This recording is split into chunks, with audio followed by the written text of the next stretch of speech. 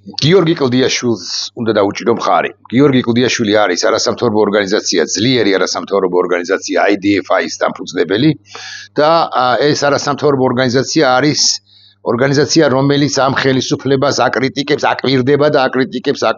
აკრიტიკებს და გამოიჭერს ხოლმე მნიშვნელოვან ცდომილება გადახრებს შეცდომებს დანაშაულებშიც კი არც თუ იშვიათ შემთხვევაში და აქვეყნებს ამ რაპორტებს და ასე შემდეგ და ასე შემდეგ. გარდა ამისა, გიორგი არის პრაქტიკულად ყოველ დღე აქციაზე და ესეც დამატებით უშლის ნერვს და საღირღილს ამ ბანდას ხელისუფლებას და მის ცალკეულ ლიდერებს.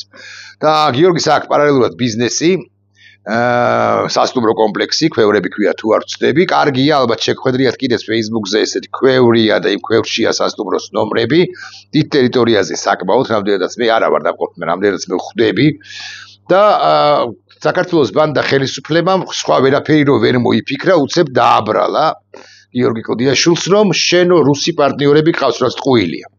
შენ რუსი პარტნიორები ყავსო, კიდევ ერთხელ მეორე ტყუილია და ამით დაიწყო მისი გაშავება და პროპაგანდისტური მედიაც იმედი პირველ ყოვლისა ახვა ამ ხელისუფლების რუსულ ტვინებში მოხარშულ მესიჯს, მოფიქრებულ მესიჯს და მიზანმიმართულად დაიწყო არა გაშავება, არამედ ჩაძირვა გიორგი კლდიაშვილისა, მისი რეპუტაციის შელახვა, შეგნებული აბსოლუტურად მიზანმიმართული, სწორხაზოვანი, წერტილოვანი, შემიძლია ვთქვა ასე და ასე შემდეგ. მე საერთოდ არ ვიცი რამდენად უნდა ვთხოვო, 1,100,000 გამომწერი ყოლია ტელეკომპანია იმედის სოციალური მედიის გვერდს, ანუ Facebook გვერდს, 100,000-ზე კი არა, 10,000-ზე კი არა, 1000-ზეც კი არ გაჭრის ალბათ. ის, რასაც ახლა მე ვიტყვი, მაგრამ მაინც გავბედავ და ვიტყვი, რომ არ დაუჯეროთ მეგობრებო, პრაქტიკულად არაფერს, რასაც ავრცელებს ეს ხელისუფლების გამправებელი, ან რუსეთის გამправებელი მედია საშუალება, რუსეთის გამправებელი რომ არის ეს მედია საშუალება, ამის თვალსაჩინო დასტური არა გიორგი კლდიაშვილზე, ამას დავანებოთ თავი. არამედ პრაქტიკულად ყველა ნიუსი, ახლა მე აგარ ერთ-ერთ გავხსნი სულ ერთი არა მნიშვნელობა აქვს, რომელს ხო გავხსნი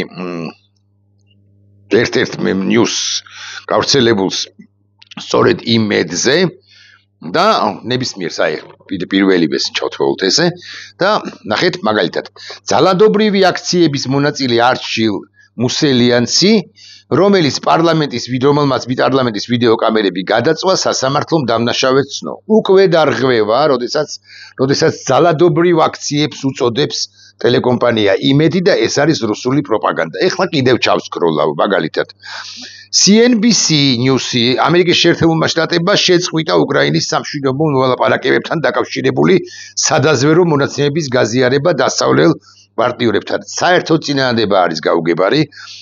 ამერიკის შეერთებულმა შტატებმა შეწყვიტა უკრაინის სამშვიდობო მოლაპარაკებებთან დაკავშირებული სადაზვერვო მონაცემების გაზიარება დასავლელ პარტნიორებთან. აბსოლუტური სიგიჟეა. უკრაინის სამშვიდობო მოლაპარაკებებთან დაკავშირებული სადაზვერვო ინფორმაცია არც შეიძლება არსებობდეს ბუნებაში. მესამე სასაზღვრო გამტარ პუნქტ დარიალთან მყოფი უკრაინის 65 მოქალაქე სამშობლოში დაბრუნდა. ვინმე ვიცის, რომ ესენი იყვნენ კრიმინალები, რომლებიც რუსეთმა შეგნებულად შემოუშვა დარიალის ხეობაში ამ სასაზღვრო გამშვებ პუნქტთან და დაახლოებით ერთი თვეა ეს პრობლემა არის. აქედან 14 მოქალაქე საერთოდ არ ფლობდა 14 ადამიანი საერთოდ არ ფლობდა პირადობის დამადასტურებელ ინფორმაციას. ვინმე მიცის ან იმედი რატო არ აღწელებს ინფორმაციას იმის თაობაზე, რომ რუსეთმა შეგნებულად შემოუშვა, როცა შეეძლო სხვაგან გადაეყვანა დონეცკისა და ლუხანსკის ოლქიდან, საპატიმროებიდან განთავისუფლებული, მათ შორის 2 თვის წინ, 4 თვის წინ განთავისუფლებული ეგრეთ წოდებული ზეკები, ანუ კრიმინალები, ხო? მაგრამ ამას, ანუ ამ კონტექსტს იმედი არ გვაცნობს. მეოთხე ინფორმაცია ხა რაღაც 11 საათზე რაღაც ნიუსი რო იყო, ამას აღარ გავამახვილებ, ამაზე არ გავამახვილებ უბრალოდ. მეოთხე ინფორმაცია, საქართველოს სასამართლოს დამოუკიდებლობით ევროპის საუკეთესო 20-ულშია, ესე რომ ამბობენ ხოლმე ტყუილი და პაპიროსი პირში, ხო? ჩვენი მიზანია Deep State-ის წარმომადგენლების აღმოფხვრა. Deep State-ზე ლაპარაკობს ესე იგი, ეს არის შეერთებული შტატების ეროვნული დაზვერვის ხელმძღვანელის ტულსი გაბარდის განცხადება, ეს ამათეული გაგებით, თუმცა კონტექსტიდან ისევ და ისევ მოხსნილია, იმიტომ რომ Deep State-ი Tulsi Gabbardis ან ტრამპის ადმინისტრაციის წარმოდგენით და კოლბახიძის წარმოდგენით აბსოლუტურად სხვადასხვა რამ არის. კიდევ სკროლავ ხა იქ რაღაც საარჩევნო ნიუს, ვღარ მიმაქცევინებთ ყურადღებას საარჩევნო ნიუსზე. ხელი მოეწერა განკარგულებას, რომელიც ითვალისწინებს რამდენიმე ათეული საფეხბურთო ცენტრის შექმნას მთელი ქვეყნის მასშტაბით. და აი აქ გავჩერდეთ ბატონებო და კალბატონებო, მეგობრებო და ვთქვათ შემდეგ. ამ წილახევრის წინ დაახლოებით, შეიძლება 2 წლის წინაც ირაკლი ღარიბაშვილი იყო იმხანად პრემიერ-მინისტრად წოდებული, პრემიერ-მინისტრით უგნებავთ ასე ვიტყვი, იმიტომ რომ იმხანად მაინც კანონიერი იყო ქართული ოცნების ხელისუფლება, ან 26 ოქტომბრამდე ხდება ეს ყველაფერი. ამათმა გამოაცხადეს, რომ ვაზიანის ტერიტორიაზე ისინი აშენებენ დიდ საფეხბურთო სტადიონს. და მაღალზე მაღალი ალბათობით დიდუბეში არსებული ბორის ბაიჯაძის სახელობის დიდი 60,000-იანი, თავის დროზე 80,000-იანი სტადიონი იყო, ის დაინგრევა და რატო დაინგრევა? იმიტომ რომ იქ კორპუსები უნდა ჩაიდგას. და უნდა მისცენ რომელიმე ბიზნეს ოლიგარქიულ ჯგუფს. იმის დანგრევა ხო წარმოგიდგენიათ რამდენად რთულია.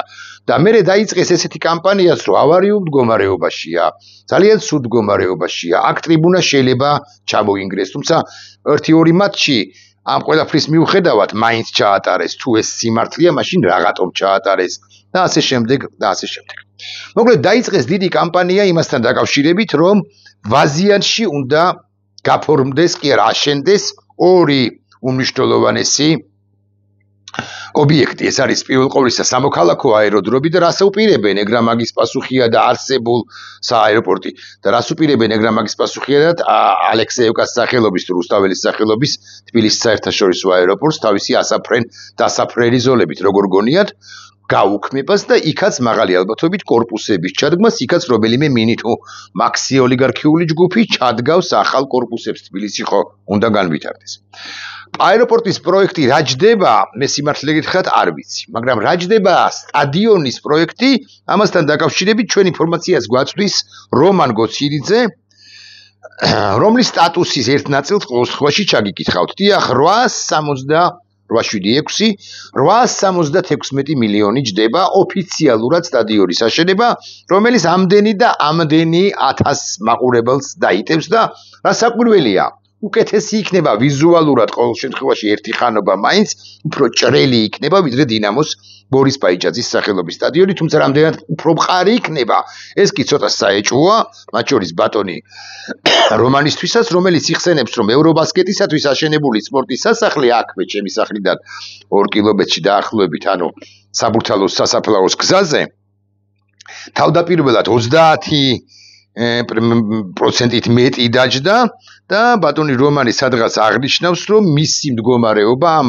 სპორტის სასახლისა საკმაოდ მძიმე არის, სადღაც აღნიშნავს თუ არ ვწდები. ძალიან საინტერესო სხვა მონაცემსაც გვაცნობს ბატონი გოცირიძე, რომ ვაკის პარკის მეორე დღეს იმ ბავშვს რა ერქვა აღარ მახსოვს და არ მინდა შემეშალოს, ხო, იმ ვაკის პარკის რომელშიც შადრევანში დაიღუპა ბავშვი გახსნიდან მეორე დღეს მარიტა, შეიძლება ვწდები, ხარჯი 100 მილიონი ლარი.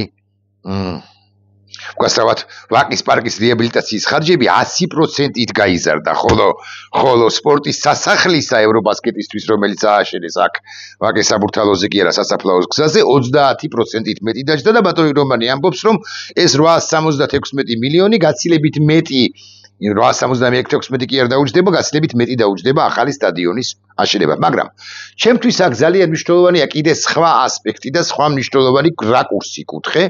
ეს არის კორუფციის წყარო. ეს არის რაღაც დიდ მახინას აშენებენ, რომლის საჭიროება სულაც არ არის. სურო კატასტროფულ მდგომარეობაში იყოს ბორის ბაიჯაძის სახელობის სტადიონი ჩვენი თბილისში. შეიძლება საერთაშორისო მატჩების ჩატარება, რატომ არ შეიძლება ბათუმში? რატომ არ შეიძლება ქუთაისში? რატომ არ შეიძლება თუნდაც თბილისში მიხეილ მესხის სტადიონზე? ბათუმიც ხო საქართველოა, მე აუცილებლად დედაქალაქში უნდა ტარდებოდეს საერთაშორისო მნიშვნელობის მატჩები, მაგალითად საქართველოს ნაკრების საშინაო მატჩები, რატომ არ შეიძლება ის ტარდებოდეს?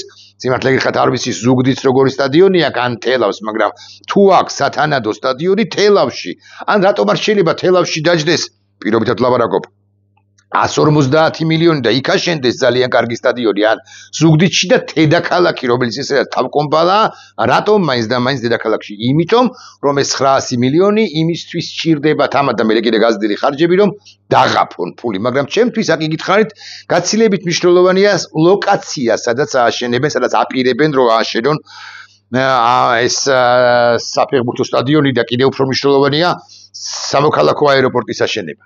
ვაზიანის სამხედრო ბაზა, რომელიც აქვე გეტყვით, რომ დაახლოებით 2.5-ჯერ თუ არ მეშლება, დიდია ნატოს იმ სამხედრო ბაზაზე ტერიტორიის ფართობით, რომელიც აშენდება და მშენებლობის პროცესშია რუმინეთში. დაახლოებით 3.5-ჯერ დიდია იმ სამხედრო ბაზაზე ტერიტორიით ფართობით, რომელიც შენდება თურქეთის მიერ 500 მილიონი დოლარი ჩაიდება აზერბაიჯანის არსებულ სამხედრო ბაზაზე, აზერბაიჯანში არსებულ სამხედრო ბაზაზე. და ეს ვაზიანის სამხედრო ბაზა არის უმნიშვნელოვანესი ლოკაცია ჩვენი ეროვნული უსაფრთხოებისათვის, იმიტომ რომ აქ არიან ამერიკელები, აეროდრომი აქვს, რომელიც მოქმედი არ არის ამ ბაზას, მაგრამ ამ აეროდრომის სასაფრენი ბილიკის გაკეთება შეიძლება თავისუფლად რამდენიმე მილიონ ლარად და ეს აეროდრომი ჩვენი ეროვნული უსაფრთხოების ერთ-ერთი ქვაკუთხედი შეიძლება იყოს, აღარ ლაპარაკობ წვრთნებზე, საერთაშორისო წვრთნებზე და ასე შემდეგ. კობახიძე თუ ღარიბაშვილი სულ იმეორებდნენ იმას ან რამდენიმეჯერ თქვეს, რომ ეს არ შეუშლის სამხედრო ინფრასტრუქტურას, რაც არის არსებითი ტყუილი, ეს არის პირველი ნაბიჯი სტადიონისა და სამოქალაქო აეროპორტის აშენება, იმისთვის რომ საერთოდ მიაუქმონ ჩვენთვის უმნიშვნელოვანესი სამხედრო ინფრასტრუქტურა დედაქალაქთან ახლოს ვაზიანში. ბატონი რომანი სტადიონთან დაკავშირებით ამბობს, რომ 2-ჯერ 3-ჯერ თუ დაიტვირთება ბოლომდეო, რაც სწორია, რამდენი საშინაო მატჩი შეიძლება ჰქონდეს საქართველოს საფეხბურთო ნაკრებს 5, მაქსიმუმ 5-ჯერ, შეიძლება დაიტვირთოს და მიუდგომელ ტერიტორიაზე შენდებაო, არის ეგრეთ წოდებული თეთრი სპილო, ასე მოიხსენებენ იმ ძვირადღირებულ პროექტებს, რომელთაც რეალური სარგებელი არ მოაქვს და ასე ისეთ ობიექტს, რომლის მოვლა შენახვა ძალიან ძვირი ჯდება და იხსენებს ბატონი რომანი თვალსაჩინოებას და ამ თეთრი სპილოსი. ეს არის შეკვეთილის საკონცერტო დარბაზი, რომლის აშენებიდან 10 წლის განმავლობაში 20 კონცერტი, კარგით 30 კონცერტი, კარგით 40 კონცერტი, 10 წლის განმავლობაში კარგით 50 კონცერტი თუ იქნება გამართული და რომელიც ვერ ინახავს საკუთარ ხარჯებს და ბიუჯეტიდან ასხამენ ფულს. ბიზნა ივანიშვილმა ააშენა მოგიხსენებათ და მე გადასცა რამდენადაც ცნობილია ეს სახელმწიფოს თითქოს კარგი საქმე გააკეთა, მაგრამ სახელმწიფოს კისერზე კი დააწვა კარგი დარბაზი, განა არა ეს სტადიონიც არ დავმალოთ რომ იქნება კარგი, თუმცა არ არის გამორიცხული რომ მისი ხარჯები გაიზარდოს 30-50%, ანუ ნაცვლად 876 მილიონისა იყოს, თქვათ 1.2 მილიარდი და მე გეკითხებით თქვენ 1.2 მილიონს, აი თქვენგან რომ იღებენ, აი ბიუჯეტის ფულია ხო ეს თქვენგან რომ იღებენ, თანახმახართ რომ ეს ფული ჩაიყაროს ინვესტიცია გაკეთდეს სტადიონში და არ გაკეთდეს განათლებაში, არ გაკეთდეს ჯანდაცვაში, არ გაკეთდეს უამრავ საჭიროებაში, რომელიც ჩვენი ქვეყნის წინაშეა, მათ შორის თავდაცვის სფეროში, რაც ესოდენ აუცილებელია. კიდევ ერთხელ ვიტყვი ამას. დიახ, ეს ყველაფერი გამახსენდა, კი არა, ამ ყველაფერს უნდა მივაბახსენებული იმედის მიერ გავრცელებული ცნობა იმის თაობაზე, რომ ნახეთ როგორ უამრავი რახტეა ხდება ხომ სოფლიოში უკრაინა-რუსეთის კონტექსტში და რასაკვირველია ხდება და რასაკვირველია მნიშვნელოვანია.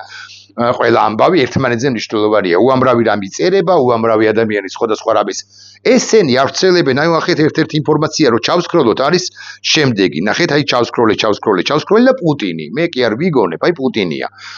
პუტინი უკრაინისაგან ითხოვს, რომ მან უარი თქვას დონბასის რეგიონზე ნატოში გაწევრიანების ამბიციებზე, შეინარჩუნოს ნეიტრალიტეტი და არ დაუშვას დასავლელი სამხედროები ქვეყანაში. როგორ გონიათ, ხო, თითქოს როიტერს კი ნამდვილად როიტერსის ინფორმაციაა, მაგრამ იმედმა რაღა ეს ინფორმაცია ამოიღო. როიტერსი დღეს დღის განმავლობაში დაახლოებით 700 ინფორმაციას და სხვადასხვა თემაზე და ამ თემაზე დაახლოებით 200-250. რაღა ეს ინფორმაცია ამოიღო, ეს ნიუსი მოიღო იმედმა, იმიტომ ხომ არა, რომ ამით ერთგვარად ჩვენ გვაწვეთებენ იმას, რომ რუსეთი ჩვენგანაც მოითხოვს თავის დროზე, როცა იქნება ნეიტრალიტეტს და დასავლელი სამხედროების არ დაშვებას ჩვენს ქვეყანაში და უკრაინაც ხომ უნდა დახვეს ახლა სისხლი რომ ზდის ის უკრაინა და საქართველოს რომელიც გადაარჩინა ბიზინა ივანიშვილმა საქართველოსაც უნდა გაითვალისწინოს რუსეთის ანუ ამ კონკრეტული პირის შლეგი ლიდერის ეს პოზიცია თუ ეს მოთხოვნა და ეს არის სწორედ საინფორმაციო ომი რომელიც ერთ შემთხვევაში გიორგის კიდევ ერთხელ კლდიაშვილს პატივისცემას უდასტურებდა საინფორმაციო კამპანია ატეხილი 1 პერსონის მიმართ 4 პერსონის მიმართ 10 20 ან 50 მაგრამ პირველ ყოვლისა ატეხილია საინფორმაციო კამპანია საქართველოს სახელმწიფოს წინააღმდეგ სახელმწიფოს ანგრევენ ესენის მათ შორის ტელეკომპანია იმედი ის უსიტყვოდ რომ მიმეორებს კი არა უსიტყვოდ რომ კოპი პეისტის რომ გადმოაქვს ყველა ის ინფორმაცია და ამბავი რომელსაც მას სახელმწიფო კანცელარიიდან ანუ ეხლა ავსკროლოთ და აი ეს ბანდიტი ირაკლი კობახიძე და მისი აპარატი მიაწვის ხოლმე ირაკლი კობახიძემ ხელი მოაწერა განკარგულებას რომელიც ითვალისწინებს რამდენიმე ათეული საფეხბურთო ცენტრის შექმნას რა საჭიროა რამდენიმე ათეული საფეხბურთო ცენტრის შექმნა ამიხსენით ქვეყანაში რომელსაც ესეთი სერიოზული პრობლემები აქვს ჯანდაცვაში რომელსაც ესეთი სერიოზული პრობლემები აქვს განათლებაში რომელსაც ესეთი პრობლემები აქვს სერიოზული პრობლემები აქვს ინფრასტრუქტურაში თავდასხმაზე აღარაფერს აღარ ვლაპარაკობ ფეხბურთი არ გვიყვარს მაგრამ ნახეთ რა მდგომარეობაშია ჩვენი საკლუბო ფეხბურთი და თუ ვინმეს გონია რომ ესე იგი რამდენიმე ათეული საფეხბურთო ცენტრის შექმნით ჩვენი საკლუბო ფეხბურთი გამოსწორდება ხო და არის თბილისის დინამო ჩემპიონთა ლიგაზე გავა ან მეოთხედფინალში ითამაშებს ხო შეიძლება გავიდეს მაგრამ მეოთხედფინალში ნამდვილად ვერ ითამაშებს ამის თქმა მინდა მით უმეტეს ირაკლი კობახიძის სპეციალისტი არ აქვს სხვა თუ არაფერი წვრთნელები გაკლია კვალიფიციური UEFA სტანდარტებს რო აკმაყოფილებენ რაზე მელაპარაკებიან ფულის ღაფვის მეტი არაფერი ღაფვის თუ ხაფვის მეტი არაფერი არის ეს არის ის რომ არ ეყოფათ ბიუჯეტიდან გამოყოფილი არ ვიცი რამდენიც არის პირობითად 9 მილიონი იმ დიდი სტადიონის გარდა არ ეყოფათ ეს თანხა მე მოითხოვე კიდე რაღაც 15-20-30%-ის დამატებას და იმ 30%-დან კიდე დატეხავენ იმ ფულს კორუფციის თვალსაზრისით არა ჩვენო ძალიან კარგ მდგომარეობაში ვართო ყველაფერი იცის რომეო მიქაუტაძის ამბავიც იცის რიჟვაზის ამბავიც იცის რეალურად კალაძის ამბავიც ეხლა რო გადარჩა კალაძე ეს არ ნიშნავს იმას რომ კორუფციის ჭაობში არ არის მთელი ქართული ხელისუფლება შეიძლება პერსონალურად ირაკლი კობახიძე ჯერ არა მაგრამ ამ გზაზეა შემდგარი ირაკლი ღარიბაშვილი კი შემდგარიც იყო და ჩაფლულიც ეხლა გადავიდეთ ერთ თემაზე ამასობაში რა საკეთებს საქართველოს დღევანდელი დე-ფაქტო ხელისუფლების ოპოზიცია ვაკებ მე მას არ გეგონოთ რომ ვაკრიტიკებ მაგრამ ყველაფერს აკეთებს თუ არა 4 ოქტომბერი დაანონსებულია რომ ASN ანუ ოპოზიცია და ხალხი ასაკვირველია საზოგადოება ამ ხელისუფლებას დაამთავრებს ეხლა მოლოდინი იმისა რომ მაინც და მაინც 4 ოქტომბერს დასრულდება ეს ხელისუფლება წოდებული ბანდა ალბათ მაინც არ უნდა გქონდეს პატივისცემას უდასტურებ პაატა ბურჭულაძის ხაბეიშვილს თუ სხვებს ვინც ამ ნარატივზე არიან ამ ნარატივს გვთავაზობენ ამ იდეას გვთავაზობენ თუნდაც იმიტომ რომ რაღაცა იმედის ნაპერწკალი გაჩნდა მაგრამ მეორე მხრივ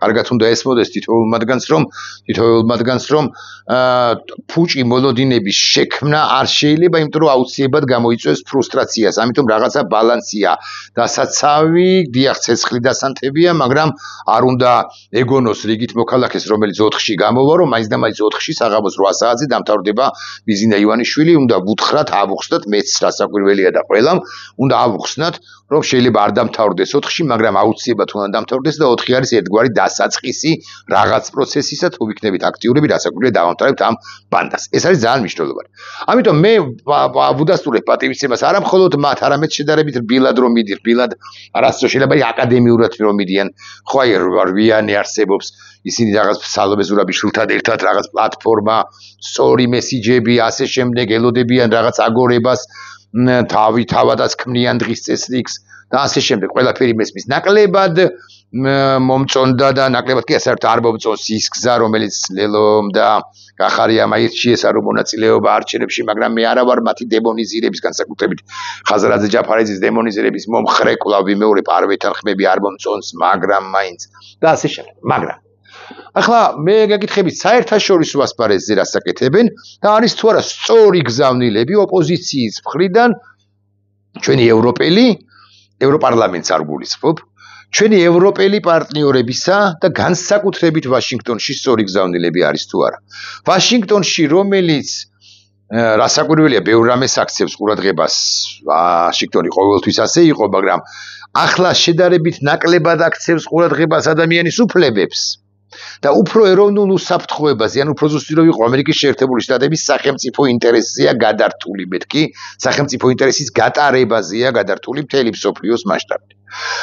ეს შეერთებული შტატები პრეზიდენტ ტრამპი პირველ ყოვლისა, ნახეთ როგორ ოსტატურად ცდილობს რომ გამოგლიჯოს უკრაინა რუსეთს. და რუსეთისთვის ნებისმიერი გადაწყვეტილება, მოლაპარაკებებში მონაწილეობა, მოლაპარაკებისაგან თავშეკავება, ხო, უარის თქმა მოლაპარაკებებზე, ნებისმიერი ნაბიჯი ჩემი შეფასებით არის კატასტროფის თვალსაზრისით, მით უფრო თუ დაეცემა ნავთობი, ნავთობის ფასი ეკონომიკას დაერხევა, სანქციები გაძლიერდება, მეორადი სანქციები დაწესდება და ასე შემდეგ და ტრამპი ლეტალურ იარაღს მიაწვის თუნდაც ევროპელი პარტნიორების გავლით შორს სროლელი იარაღს მიაწვის უკრაინას, რის შედეგადაც ვორონეჟი კი არა, ვლადივოსტოკი დაიბომბება მეთქი. მე ეს ყველაფერი ნათქვამი მაქვს არაერთხელ და იცით ყველაფერი რომ ასე მიმდინარე მე ესე ვხედავ ამ პროცესს. მაგრამ საქართველოს ოპოზიცია რასაკეთებს მეთქი ამას ვკითხულობ. ხელისუფლებად წოდებული ბანდის ოპოზიცია. მაგალითად, ელაპარაკება თუ არა უმნიშვნელოვანეს მოთამაშეს რეგიონში თურქეთს. და ელაპარაკება თუ არა ერდოღანის ადმინისტრაციას, ერდოღანამდე შორია, ძნელიც არის მიღწევა. ერდოღანის ადმინისტრაციაში ან საგარეო საქმეთა სამინისტროში ცალკეულ პირებს უმნიშვნელოვანეს მაგალითად, სულ მინიმუმ ვიტყვი, ერთ საკითხზე. ეს არის ჰიდროელექტროენერგია, ის საუბაზე არსებული პროექტები თურქეთიდან ჩვენ 4 მილიარდის ინვესტიცია გვაქვს გაჩერებული. ერთ-ერთი იცით თქვენ რომ იყო ენკას ნამახვანხესი, არა იმიტომ რომ მე ნამახვანხესის მომხრე ვიყავი და ვიღაცა მოწინააღმდეგე იყო, იმ ვიღაცასაც შესაძლოა ცალკეული არგუმენტები თავისი ჰქონდა ბუნების დამცველებს და ასე შემდეგ, მეტი მონიტორინგი, მეტი კვლევა, მეტი გათვლა, მეტი პროგნოზი, ბევრი რამის გაკეთება შეიძლებოდა და შეიძლება, მაგრამ 4 მილიარდის წინასწარი კონტრაქტი ჰქონდა დადებული შეთანხმება იყო მიღწეული თურქულ მხარესთან სხვადასხვა კომპანიებთან და ხო და ოპოზიცია ელაპარაკება თუ არა ერდოღანის ადმინისტრაციის ცალკეულ წარმომადგენლებს, რომ კოალიციურად მისი მოსვლის შემთხვევაში რასაკვირველია დიდი მონიტორინგის, ეკოლოგების მეტად ჩართვის, უამრავი პროცედურის გავლის შემდეგ ის აღადგენს ამ 4 მილიარდის ინვესტიციას საქართველოსთვის, რომელიც ღარიბაშვილმა და არა მხოლოდ ღარიბაშვილმა გააჩერეს ამ ქვეყნისათვის, აღარ დავასახელებ სხვა პრემიერ-მინისტრებს ქართული ოცნებისა, ანუ ივანიშვილმა გააჩერა სხვადასხვა და რა გინდა რა მიზეზით, ოღონდ ფული ზღაფეს იმ ყველაფერში, თუმთლად გულახდილები ვიქნებით და ენკაც, კარგი სხვაგვარად ვიტყვი, მოკლედ ამაზეც კარგად მოითფო ხელი საქართველოს ცალკეულმა სახელმწიფო ინფრასტრუქტურებმა, კი არა სტრუქტურებმა მოითფეს ხელი მათ შორის ნამახვანის პროექტიდან და აღარ ვილაპარაკებ, აღარ ჩაუღრმავდები ახლა ამ თემას. კარგი. მეორე თემა მაქვს, ევროკავშირს რაზე ელაპარაკებიან? ან შეერთებულ შტატებს ელაპარაკებიან თუ არა? კითხვა მაქვს, ანაკლიის სპორტზე. ანაკლიის სპორტი, რომელიცაც აქამდე სავაჭრო ეკონომიკური დატვირთვა ჰქონდა, რასაკვირველია და უნდა ჰქონდეს კიდეც სამომავლოდ, იმიტომ რომ უნდა მიიღოს დიდი უზარმაზარი გემები, როცა აშენდება მაშინ პირობითად რაღაც 2022 წელს. მაგრამ დღევანდელი ადმინისტრაციისთვის შეერთებული შტატებისა იმდენად მნიშვნელოვანია უსაფრთხოების კომპონენტების ჩადება განსაკუთრებით შავ ზღვაში, რომ იქნება და ვიღაცა უნდა დაელაპარაკოს რუბიოს თანაშემწეს, პირობითად ვლაპარაკობ ცხადია. სენატორ გრემის, ხო, სენატორ გრემს რატო ვერ შეხვდით აქამდე, ესეც კითხვა მაქვს. სენატორი გრემთან მისვლა ძნელი არა, ძნელია, განაიოლია, მაგრამ საკმარის ძალისხმევას მიმართავთ კი? გავანებოთ სენატორ გრემსაც თავი. რატომ არ ელაპარაკებით ადმინისტრაციას, თეთრსახს, სახელმწიფო დეპარტამენტს, პენტაგონს, სენატს და ქვედა პალატას ამიხსენით? რატომ არ ელაპარაკებით? მათ შორის ანაკლიის პროექტზე და არა მხოლოდ ერთ ანაკლიის პროექტზე, არამედ შავი ზღვის ზოლზე, როგორც ასეთზე, რომელსაც რომელშიც უსაფრთხოების კომპონენტიც უნდა იყოს გათვალისწინებული მინიმუმ 3 პორტში. მინიმუმ კი არა, ოპტიმალურად ხო, მინიმუმ, არ ვიცი.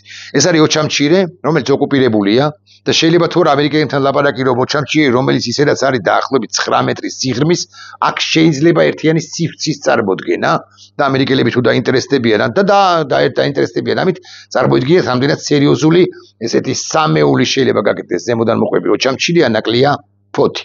ელაპარაკება ვინმე აი ამ სამხედრო უსაფრთხოების კომპონენტზე, არა მხოლოდ ვაჭრობაზე და ელაპარაკება თუ არა ტრამპის ადმინისტრაციას შემდეგ საკითხზე, რომ თუ იქ დაერქვა ტრიპი, ანუ ზანგეზურის ტელეფონს ხო, არასწორი ტერმინია მაინც და ტრიპი დავარქვათ აწი ხო ამ ზოლს რომელზეც შეთანხმდა აზერბაიჯანი და სომხეთი ვაშინგტონში ამასაც დაერქმევა რაღაც მსგავსი ანუ ტრამპის გზა კეთილდღეობის გზა ხო ტრამპის წვლილი ტრამპის რა ვიცი საგზაო რუკა და ასე შემდეგ და არა მხოლოდ ამას არამედ შუა დერეფანი რომ მაგალითად შეიძლება შევთავაზოთ ამერიკელებს სატრანსპორტო თვითები მაგალითად მათი კონტროლქვეშ და ამასაც დაერქვას რაღაცა ამერიკელთა მიერ მოგონილი რაღაც ტოპონიმი, ხო? ამაზე ელაპარაკებით, არ ელაპარაკებით. ეხლა მე კითხვა მაქვს კიდე ამასთან დაკავშირებით პოსტი დავწერე და ამიტომ ვარ ასე გაგულიანებული, ხო? უყურეთ კითხვა მაქვს. ვაზიანზე ელაპარაკებით თუ არა? აი ვაზიანით დავიწყე და ვილაპარაკე, ხო? ეუბნებით თუ არა რომ ვაზიანში ესენი ანგრევენ სამხედრო იმ ინფრასტრუქტურას რომელიც სხვათა შორის შეიძლება იყოს სამკუთხედის ერთ-ერთი კუთხე არის აზერბაიჯანში რომ აშენებს თურქეთი იმ სამხედრო ბაზას მეორე არის შავი ზღვის დასავლეთ სანაპიროზე რუმინეთში მშენებარე ნატოს სამხედრო ბაზა და მესამე არის აგე ჩვენთან არსებული და სამკუთხედი სწორკუთხა სამკუთხედი, მართკუთხა სამკუთხედი არ ვიცი, მაგრამ სამკუთხედი კი იქნება. სამკუთხედი რა არის? სამხედროებმა ჩემზე კარგად იციან, რატომ არის აუცილებელი სწორედ ესეთი გეომეტრიული ფიგურები უსაფრთხოების უზრუნველსაყოფად. ანაკლის ღმაწყლოვანი პორტი ვთქვი. ოჩამჩირესთან ერთად ჰიდროენერგია ვთქვი. საერთო კავკასიური უსაფრთხოების ფარზე ელაპარაკება თუ არა ვინმე.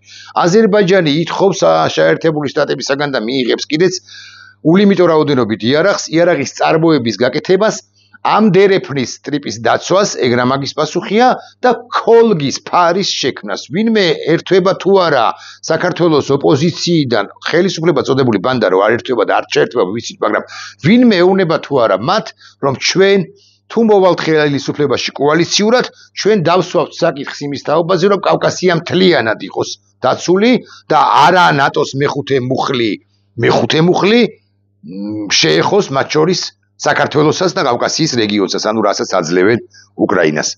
შუა დერეფანზე გელაპარაკეთ და ასე შემდეგ. არც არავინ.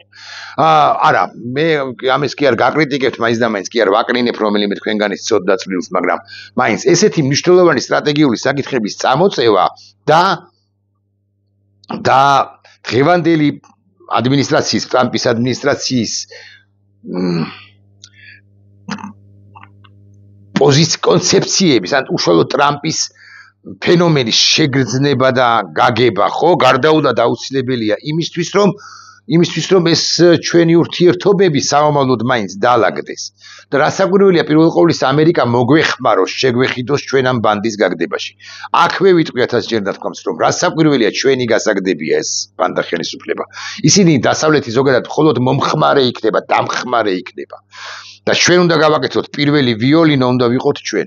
მაგრამ ჩვენ ვიოლინო ვიქნებით პირველი და ისინი მოგვეხმარებიან განსაკუთრებით იმ შემთხვევაში თუ გეოსტრატეგიულ საკითხებზეც დაველაპარაკებით. ანუ გავუმახვილებთ ყურადღებას, რასაკვირველია, იმაზე რომ უკანონო პატიმრები გვყავს. იმაზე რომ პოლიტიკური დევნილები გვყავს და პოლიტიკური პატიმრები გვყავს. ეს მნიშვნელოვანია. მაგრამ ასევე იმაზე, რაზეც კონგრესმენი ვილსონი და მხოლოდ კონგრესმენი ვილსონი სწუხს ხოლმე. ჩინეთი შემოდის აქ თეთრ სახლს მიმართავთ თქვენ. სახელმწიფო დეპარტამენტს მიმართავთ თქვენ. ირანის ინტერესებს ითვალისწინებს გობახიძე. ანაკლიაში ამის გაკეთება შეიძლება.